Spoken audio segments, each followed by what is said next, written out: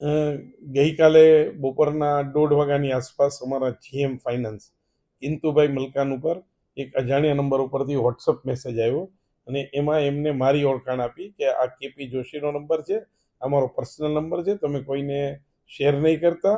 અને ત્યાર પછી એમને અ, એક એકાઉન્ટ ડિટેલ આપી કે જે સિલીગુડી બ્રાન્ચ ઇન્ડુસ બેંકની હતી. એમાં એમને 45 રૂપિયા ટ્રાન્સફર કરવાની એમને સૂચના આપી. ત્યારે શ્રી મલકાને આ બાબતની મારી જોડે ખરાઈ કરવાની જરૂર હતી, કારણ કે આ પીજીવીસીએલના વેન્ડર પણ નહોતા અને આ પ્રકારની ભૂતકાળમાં પણ અમે કોઈ સૂચના નથી આપી અને આ પ્રકારની સૂચના આપવામાં પણ ના આવે. આમ છતાં પણ તે લોકો વધારે પડતા વિશ્વાસના કારણે એમને આ પેમેન્ટ પ્રોસેસ કરી લીધું અને એમના ખાતામાં જમા કરાવી દીધા.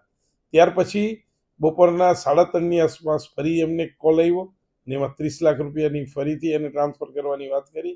આવા સમયે તેઓ મારી પાસે ખરાઈ કરવા આવતા મેં એમને જાણ કરી કે આવી કોઈ પણ પ્રકારનો મોબાઈલ નંબર હું વાપરતો નથી, આ મારો મોબાઈલ નંબર નથી, આ પ્રકારનો મેસેજ મેં કરેલ નથી. એટલે ત્વરિત એમને ખ્યાલ આવતા મેં એમને સૂચના આપી કે તમે સાયબર સેલમાં જાઓ અને ઇમિડિયેટલી આ પેમેન્ટ સ્ટોપ કરાવો અને પાછી એમાઉન્ટ મેળવવાની કાર્યવાહી કરો.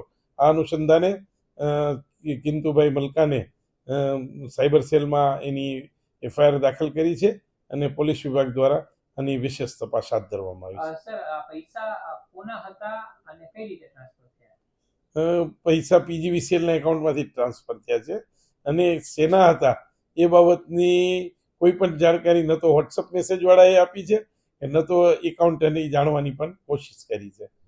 આવા પૈસા જે રીતના ગયા છે એટલે બીજા કોઈ કર્મચારી ન છે એ માટે આપે કઈ પગલા લીધા છે? આ અંગે ગઈકાલે જ વોટ્સઅપ મેસેજ અને એક ઓફિસ નોટ ફેરવવામાં આવી છે.